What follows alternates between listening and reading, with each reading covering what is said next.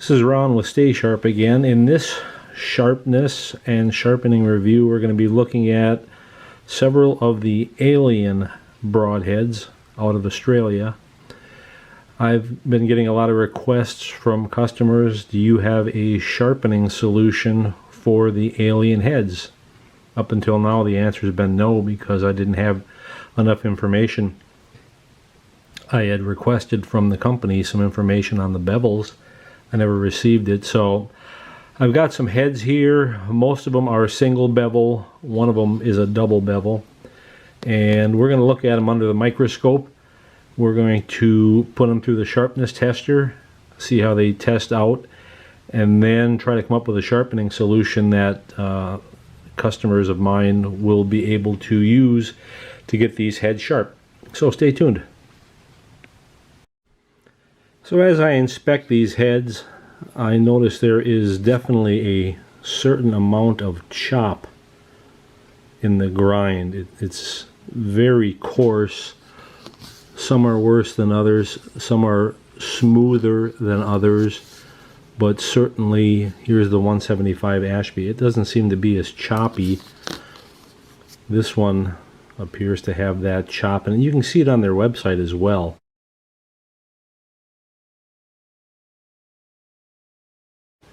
A real waviness, almost a serration in the grind. I don't think they mean for these to be serrated, but they certainly have that look to them, so we'll get to be able to see it a little bit better under the microscope, but it seems to be a very coarse grind.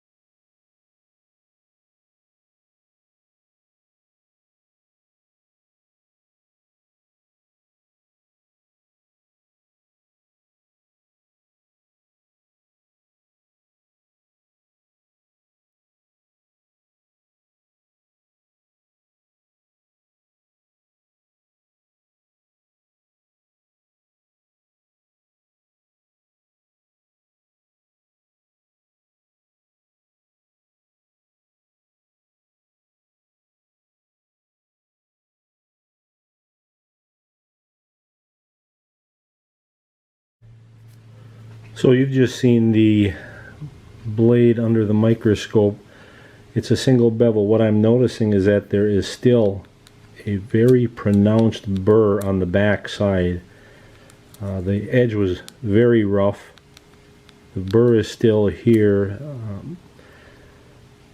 This will definitely benefit from some sharpening. The edge isn't true or straight. It's got some waviness to it aside from the chop.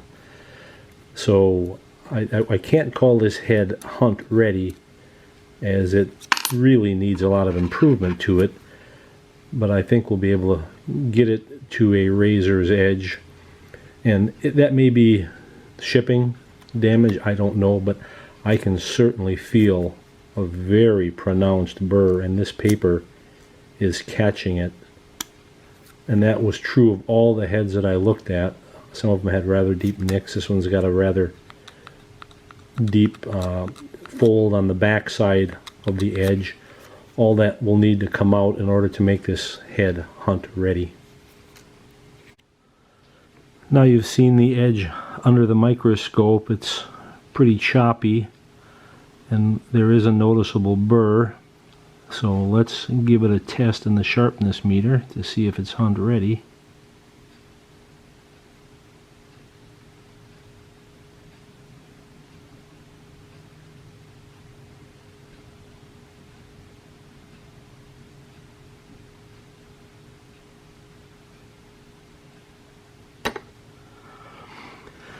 That's about what I expected after looking at it under the microscope. So this head, I wouldn't take it in the field as it is, but it's a really great and simple design that's going to be very, very easy to get sharp. And in reality, after practicing and shooting an animal, you're going to own sharpness anyway. So I don't always concern myself that much with out-of-the-box sharpness, since this is a head I'm going to have to sharpen anyway. So let's sharpen it up and see how we can improve upon this edge.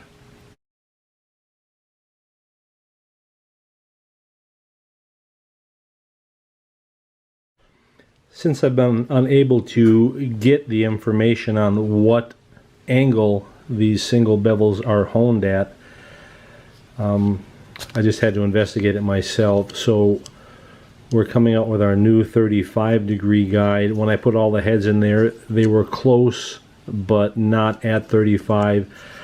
I think these are probably honed at between 36 and 38 degrees. So in order to reach that, I put 20 inches of tape on the roller. That allowed me to get pretty darn close to the factory edge. Do you have to match factory grind? Absolutely not. You can grind them out. You could take the tape off and grind all these to 35 degrees and they would function just fine. There's other heads out there that are at 35 degrees. But if you're interested in matching as closely as you can to the factory edge, the 35-degree guide, here it is without the roller. Here it is, or I'm sorry, here it is without the tape. Here I've added exactly 20 inches of tape, and that seems to be matching the grind on these heads. Like I said, that's going to be, appears to be somewhere between 36 and 38 degrees, and that's certainly going to get you close enough. So we're going to do some sharpening with these heads and this amount of tape on there, and I'll show you the results. For this version, I'm going to have the head in this position. As with every head, you always start by coloring up the edge with Sharpie marker. I did that earlier, we'll do it again. I can feel the ridges with the pen as I go over this. You can see that waviness. But that is the projection. I've got the tape on the roller, 20 inches of tape, and that is going to hopefully get me to the angle that I want. The key thing is to have this edge parallel to the roller so that when you tip it down, there's not a gap at this edge or a gap at this edge. If this edge is high, slide it out until it meets the sandpaper. Now these heads are, I believe, Rockwell 50 something, so they're not really hard, so wet dry sandpaper should work. You can certainly use diamonds, you'll get there quicker, but there's no need. They seem to be soft enough that sandpaper will work. So we've taken a couple of strokes. Yep. So we have wear all the way across. The 20 inches of blue tape seems to be pretty close to the factory edge. As you can see, that real choppy or waviness, we're going to get rid of that and get it to a sharper edge. So it's going to take a little bit of material removal to get there. And then there is that burr on the back that we will break off at each grit. So with this head, I'm going to go 240, 400, 800, 1200, 2500, and buffing compound. And we'll stop along the way to talk about the burr and other things. Now I've just completed 800 grit, and if you've watched any of my other sharpening videos on broadheads, I preach about the burr all the time. So I've broken off the burr at 240, at 400, and here we are at 800. I've sharpened and achieved the needed burr at 800 grit. I can feel that with my thumbnail. So after I've completed getting the burr, I need to break it off, which is on a single bevel, laying the head flat on the same media that you created the burr, and breaking the burr off. You do not want to create a bevel on the backside and defeat the purpose of a single bevel. So it's lay the blade flat, slide it, and if we did it right, there is no more burr. I slide right off the edge. So now that I've created an 800 burr, gotten rid of the 800 burr, I can go to 12, Repeat that again with 12 and a 1200 degree or a 1200 grit burr. Do that again with 2500. Break off a 2500 grit burr. Then go to buffing compound. So I'll keep going and I'll come back. I've gone through all the grits and then finally buffing compound with a pulling stroke only, and of course there's a small burr on the back side. The final step, since I've got to take it out of the guide anyway and do the other blade, is to lay it flat on buffing compound and remove that last burr on the back side. A double or a single bevel broadhead still has two edges. The flat side just happens to be one of those edges. So it requires some attention as well. So I need to break the burr off from buffing compound on the flat side, and since, like I said, I had it out of the guide anyway, this is one of the best ways to get the back side flat and to break that burr off.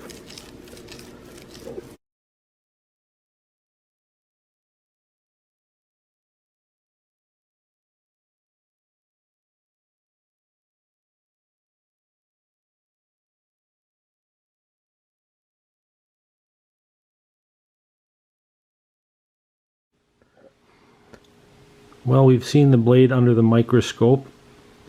Now let's put it to the test. I could tell this was good steel when I was sharpening it, and I was producing a good edge.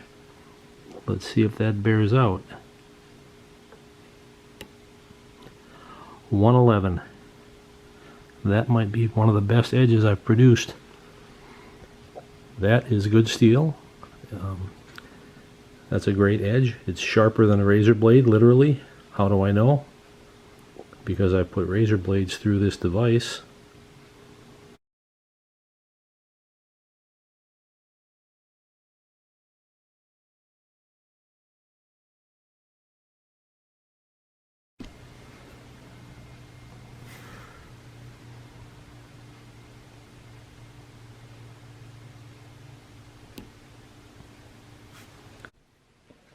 As I begun sharpening the other side, I noticed there was a slight dip in the blade. You can see it right there. It may be easy to see. There's a slight depression right there, so the edge wasn't ground exactly flat, so I've got to take that out.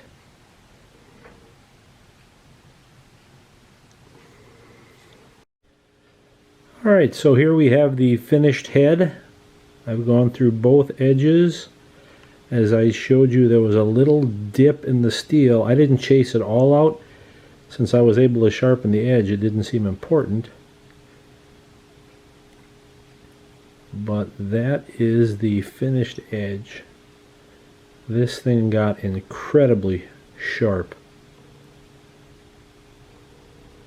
I think, like I said, I think there's some good steel in here. I'm a little bit perplexed by why they provide the finish that they do, but maybe they expect that, you know, the average guy is going to sharpen it anyway, and certainly after you take an animal, you're going to need to sharpen it. But let's look at its weight now.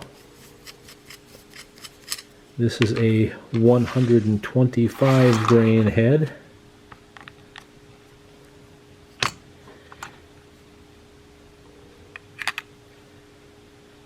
$124. Again, sharpening does not, unless there's a major nick in the blade, sharpening does not remove all that much. Now, I know that it says these are stainless, but I would still spray some lubrication on here. I believe there's enough carbon in here to be magnetic, and that can cause some rusting. So I certainly would spray something on there.